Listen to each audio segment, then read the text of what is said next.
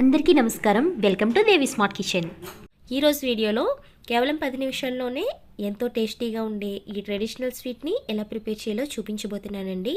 So ఇంకా మనం late చేయకుండా ప్రాసెస్ ఏంటనేది చూసేద్దాం.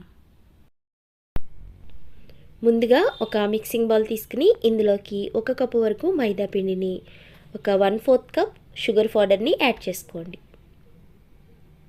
అలాగే 1 టేబుల్ స్పూన్ రైస్ ఫ్లోర్, ఒక 1/2 టీ స్పూన్ బేకింగ్ పౌడర్ని, కొంచెం సాల్ట్, అలాగే 1 టీ స్పూన్ వరకు ఇలాచీ పౌడర్ని కూడా యాడ్ చేసుకుని ఒకసారి మొత్తం కూడా మిక్స్ చేసుకోండి.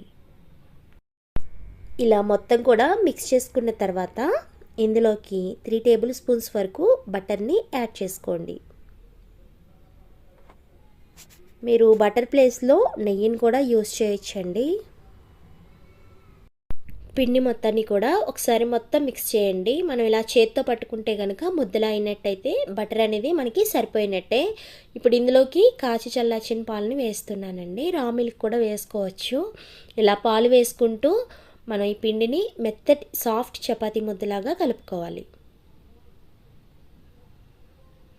ఇలా కలుపుకున్న తర్వాత మూత పెట్టేసి 10 నిమిషాలు అలాగే ఉంచేయండి. 10 నిమిషాల తర్వాత మళ్ళీ ఈ పిండిని ఒకసారి మొత్తం కూడా నీట్ చేసుకుని దీన్ని 2 పార్ట్స్ కింద డివైడ్ చేసుకోండి. ఇప్పుడు ఒక పార్ట్ని తీసుకుని దీన్ని చపాతీని మనం ఏ విధంగా రోల్ చేసుకుంటామో అలాగే చపాతీలాగా ఒత్తుకోండి. ఇప్పుడు మన ఇంట్లో ఉండే ఏదైనా గ్లాస్ కానీ లేకపోతే వేరే ఏదైనా కానీ ఇలా సర్కిల్స్లో రౌండ్ షేప్ వచ్చేలాగా చేసుకోండి.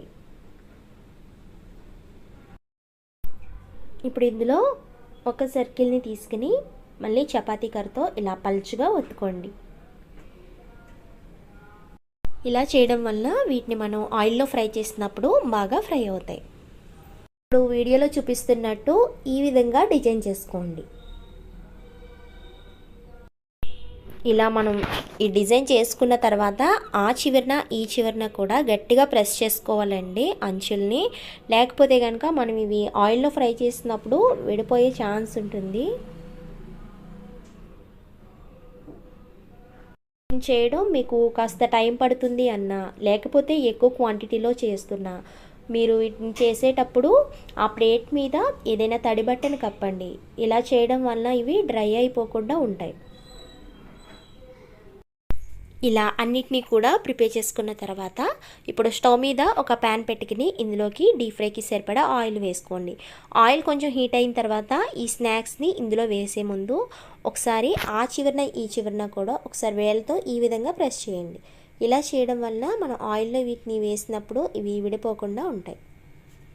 ఫ్లేమ్ అనేది మీడియం ఫ్లేమ్లో ఉంచుకుని మాత్రమే వీటిని ఫ్రై చేసుకోవాలండి.